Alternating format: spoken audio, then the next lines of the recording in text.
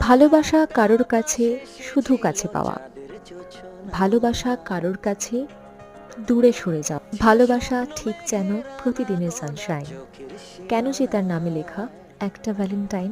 খুব চেনা চেনা দুটো লাইন আজকের এই বিশেষ দিনটার জন্য আলাদা করে রাখা ছিল। তবে আমিও কিন্তু সেই একচেটিয়া একটা লাইনেই বিশ্বস্ত।